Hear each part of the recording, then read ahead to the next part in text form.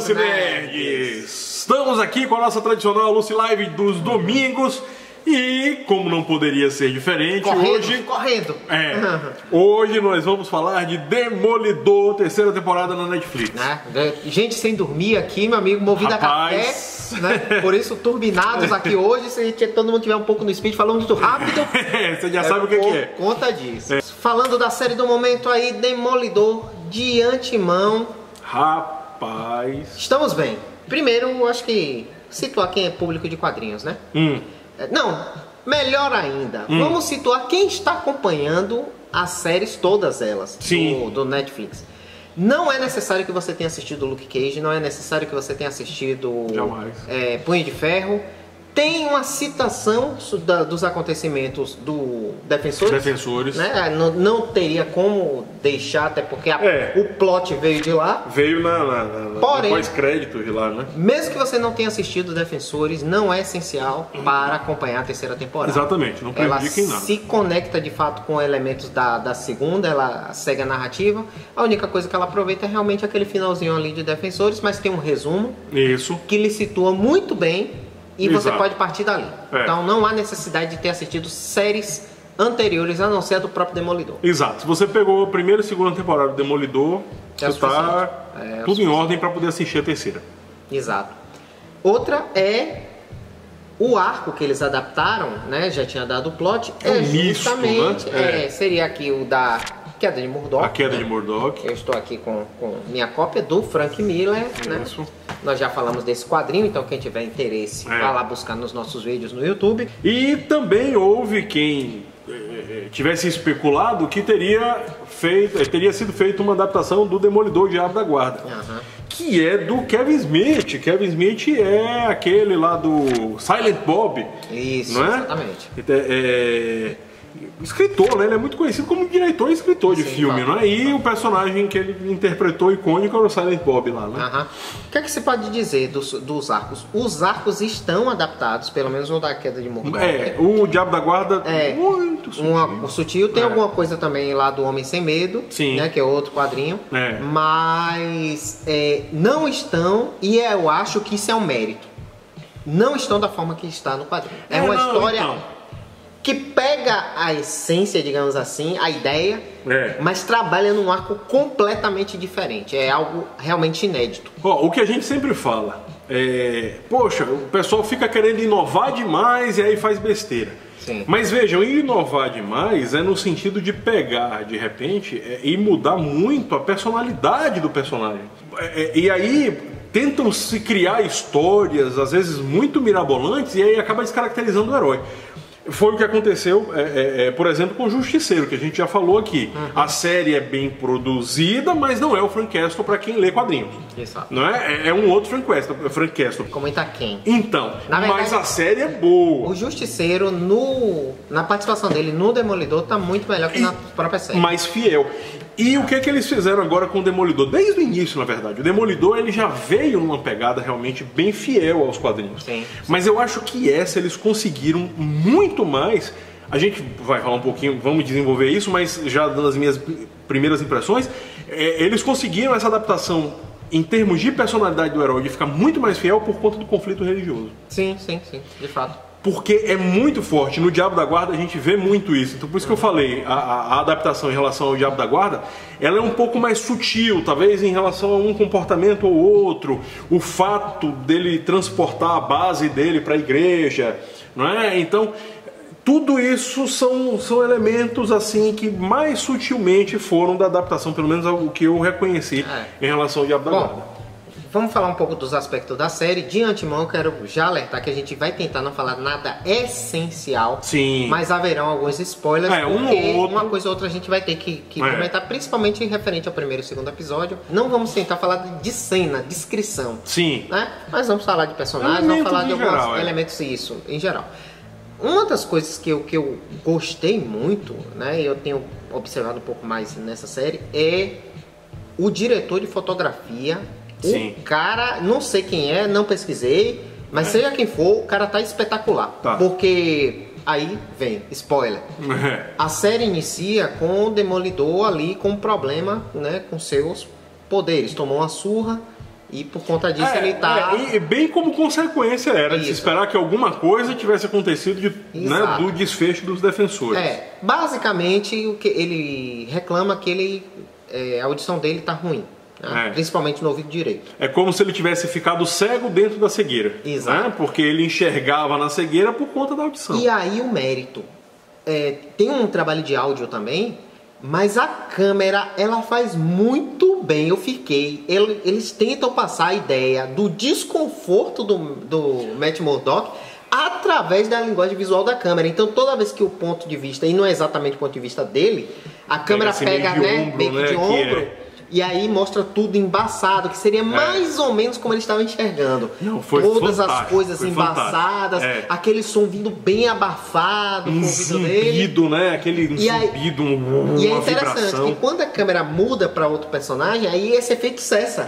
Então é só quando alguém está falando com o Matt Murdock, aí a câmera muda para o ponto de vista dele para dizer, né, mais ou menos, olha, ele está enxergando a realidade mais ou menos desse jeito. Eu achei isso genial. Foi genial.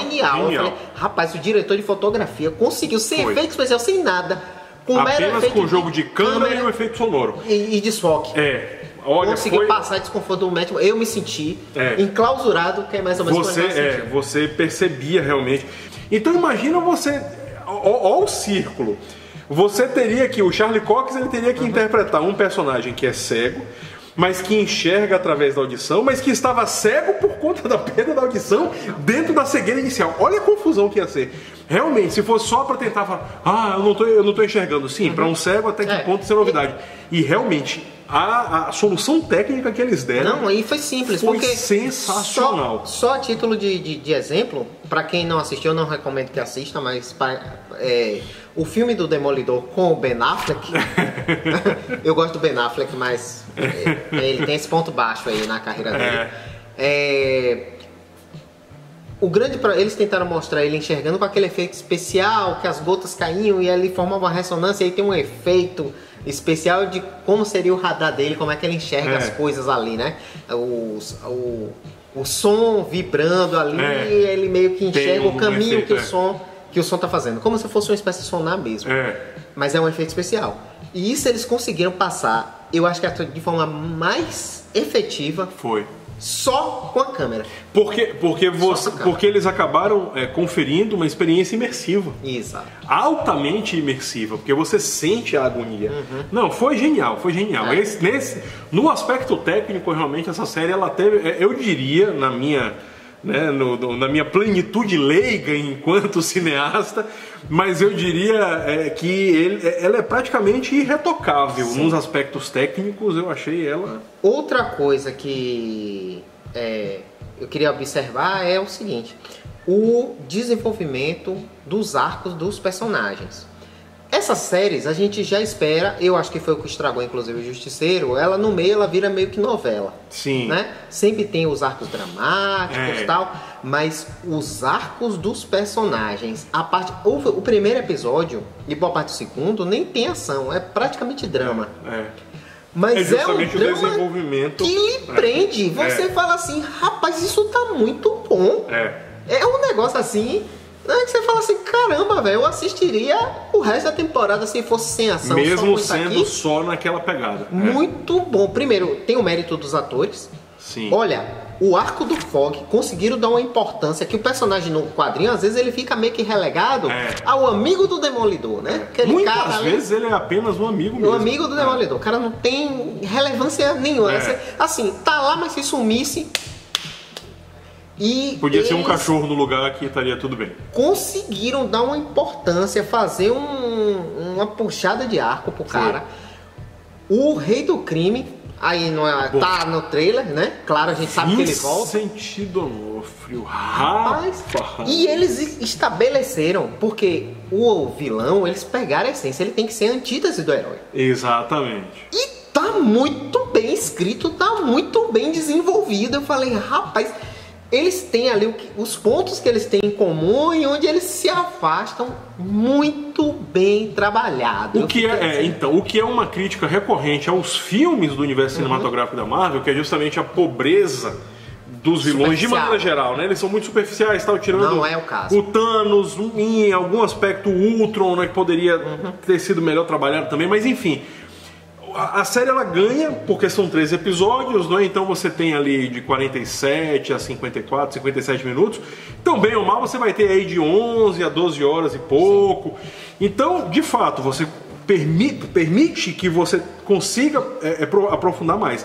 Agora, a gente percebe, exatamente isso que o Eduardo falou, que o Wilson Fisk, ele é a antítese do Demolidor, que meio que a motivação de é o outro e vice-versa, é uma coisa... Eles estão relacionados. É uma simbiose ali, pesada, e você percebe muito que vive em função de tentar interferir em algum aspecto na vida do outro. É muito, muito, muito bem trabalhado. A Karen Page também, porque aí eu vou falar do quadrinho. O quadrinho, justamente A Queda de Murdoch, isso, ele inicia com a Karen Page vendendo a identidade do Demolidor. Isso. Por uma picada, né? Uma dose de heroína. Isso onde? No México ou no Novo México? No Novo México, acho que só não tem nada. Enfim, ela estava longe, ela não estava em Nova York. E fora que ela já estava se prostituindo. Né? A vida dela completamente destruída. Vira a vida da Karen Page ao avesso. Isso. Eu fiquei imaginando como é que eles fariam isso nessa série. Já adianto que não é exatamente dessa forma. Eles não destroem a Karen Page como foi feito no quadrinho, mas também souberam trabalhar muito bem. Foi muito bem feito. O arco da Karen tá... Eu diria que beira... Não vou dizer que perfeito, mas beira a perfeição. Então, mais uma vez, a solução técnica que eles tiveram foi realmente através de um flashback. Não é? E, gente, a construção que eles fizeram, eles fizeram uma mudança, não é? Então eles... faz sentido. Fez perfeito sentido. E não é aquele personagem que tá ali porque, sei lá, tem que ter atriz, né? E ela é bem paga, e aí tem que ter tempo de tela. Não. O arco dela se justifica, né, por si só. E tem um relacionamento, quando eles constroem o relacionamento ali da tríade, podemos falar que é o Fog Nelson, a Karen Page e o próprio Matt Murdock, funciona. Eles mostram cada aspecto de e aí tem uma coisa aqui que eu vou citar, assim, não vou citar a cena, mas o Fog, quando ele fala da relação dele com o Demolidor, né, com o Matt Murdock, ele explica a dinâmica da relação de amizade deles. É uma das coisas mais lindas que você vai assistir nessas temporadas aí. É verdade. É um negócio interessantíssimo. Ele fala, por que você é amigo do cara? E aí ele se explica o porquê. E, de novo, mostra a importância que o Fog acabou ganhando realmente. Exato. Ele não é apenas um mero coadjuvante, não. Ele tem um papel de suporte muito grande, muito importante. Tem uma importância realmente. Souberam dar uma importância pro cara na série.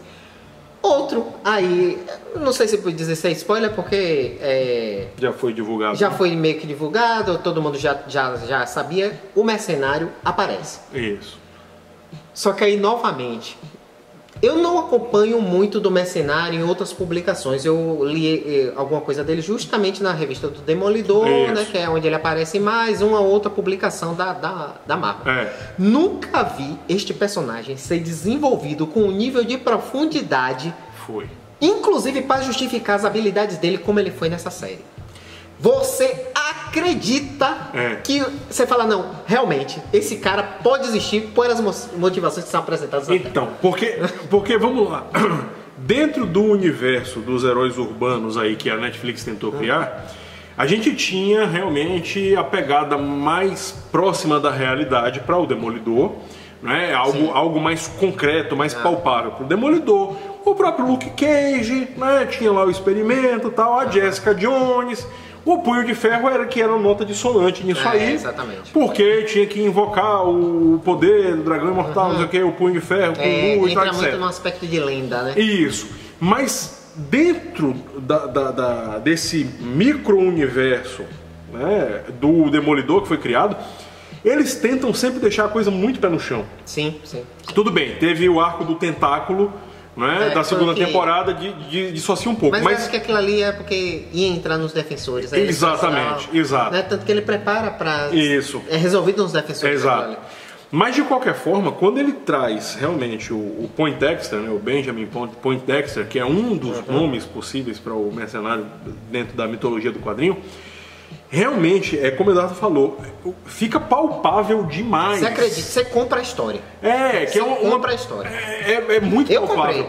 Comprei. Até de você. Porque qual é a grande sacada dos dois, né, dos dois personagens nos quadrinhos? É que o mercenário ele não consegue engolir o fato de que a mira perfeita dele de nunca errar sempre erra com o Demolidor.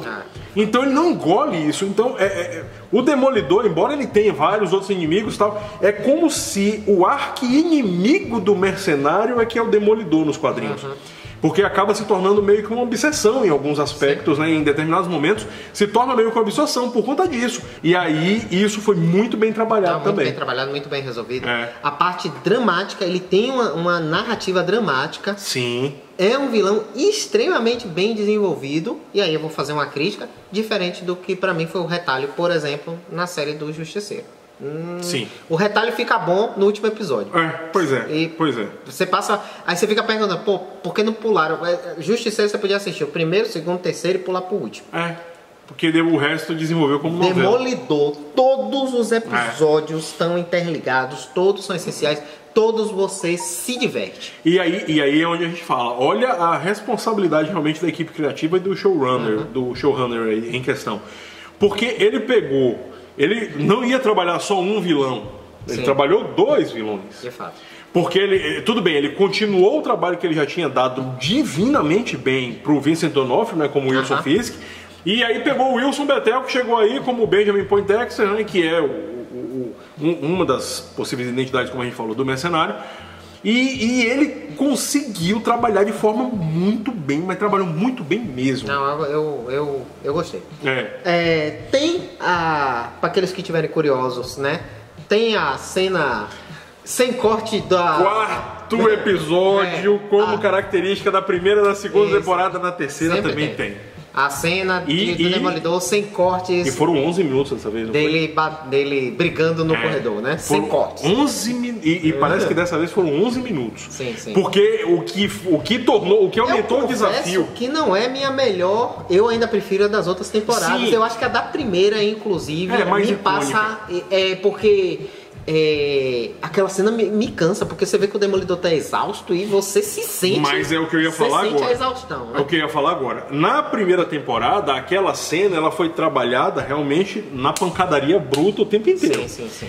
Na segunda, também, mas a primeira ainda ganhou. Agora, essa da terceira temporada, acho que eles colocaram um desafio a mais.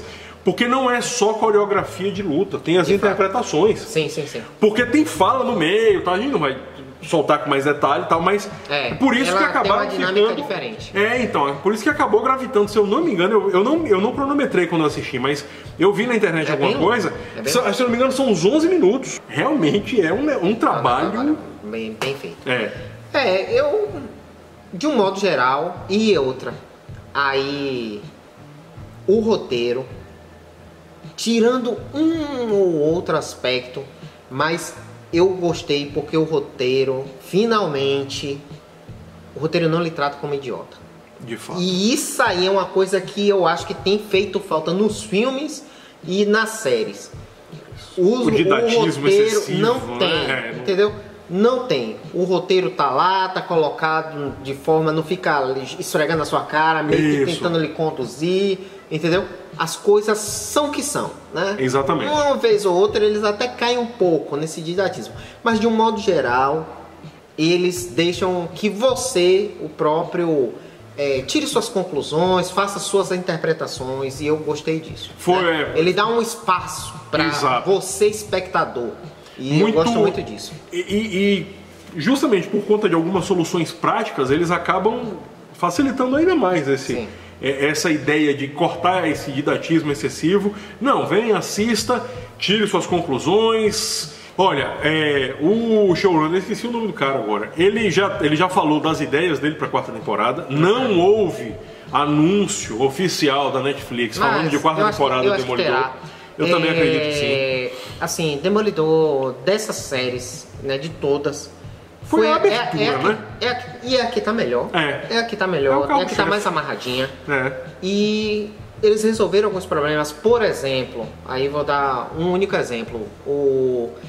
Eu reclamei da série dos Defensores, por exemplo, da questão dos contrastes, né? Cenas escuras, que no Demolidor tem muito, afinal ele é um herói urbano, mas que age sobretudo à noite. À noite. Ou em lugares escuros, afinal ele tira vantagem. Ele ganha vantagem, né? exatamente. Exato, é isso, porque ele é cego. É a principal vantagem. Então essa é a vantagem dele. E isso é explorado em cenas até iluminadas, em que ele dá um jeito de... Né? Só que lá as cenas escuras são escuras sem você perder ali a ação, saber onde os personagens estão localizados, coisa que em Defensores não aconteceu. Tinha cena escura que era escura mesmo. Você não via nada. Você não via nada. Eu falei, caramba, erro primário aqui dos caras que não souberam, né, e não é fazer uma iluminação decente. E não é dizer que era uma cena isolada e que era a intenção da direção. O primeiro episódio não, era assim. Foi excessivamente isso. Não é dizer que era no Demolidor, como novamente, porque isso faz parte da fotografia, o diretor de fotografia soube iluminar muito bem as cenas, soube pegar os ângulos corretos. Então o trabalho do cara, inclusive nos diálogos, não sei se você notou, tem às vezes os personagens, eles exploraram muito essa questão de os personagens não estarem falando no mesmo plano. Então às vezes você tem um personagem no primeiro plano, um personagem no segundo plano. Primeiro personagem no primeiro plano fala, tá focado. Passa pro segundo plano, ele faz um desfoque sem fazer corte de cena. Eu falei, caramba, que cara inteligente. Ao invés dele trabalhar com corte, ele trabalhou com desfoque. Então ele foca em quem tá em outro plano. Ele usava o foco dinâmico, né? Exato. E aí faz aquela... Focava cá, aí mudava o foco. Aí aqui ficava borrado. Depois voltava. E aí aqui ficava bem... E realmente, funcionou muito bem. Eu adorei a linguagem visual utilizada na série. Eu acho que é um ponto altíssimo dessa temporada. A interpretação a gente já falou, né? Os atores. E, bom, então, já que eles vieram para uma terceira temporada, então é de se esperar que eles já tenham captado a essência de cada um deles, tal, e dali é uma evolução. E foi o que aconteceu com todos, eu diria. Não é?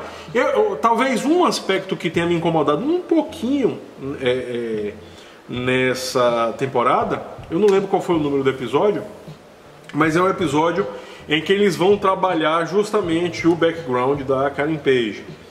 E aí meio que trabalha, ele transfere o episódio meio que por completo assim para um flashback. Então você dissocia demais e aí você não usa, eles não usaram o episódio inteiro. Mas eu achei que ali talvez tenha quebrado um pouco o ritmo. Mas... já tinha acontecido algo assim no Stranger Things. Exato. Mas a vantagem desse é que ele não usa o episódio inteiro. Então ele fica. Talvez se a edição tivesse encurtado um pouquinho, mas aí também eu vou e volto, porque alguns elementos ali eles precisavam ser um pouquinho mais detalhados e aí precisou um pouquinho mais. Agora, eu falei dessa nota baixa, aí eu vou dar uma nota alta agora. Em termos de flashback, meu amigo, a hora que... É um pequeno spoiler, tá? Mas a hora que o Wilson Fisk tá tentando conhecer o passado do Poindexter através das fichas... Nossa, caramba! Meu amigo, o que foi aquilo? A cena... Assistam. O que foi aquilo? É interessantíssimo. Eu vou dar a introdução. Isso. Ele pega o arquivo que ele conseguiu com os advogados do FBI. Isso. E abre os arquivos. E aí ele olha pro lado e aí começa a cena em flashback.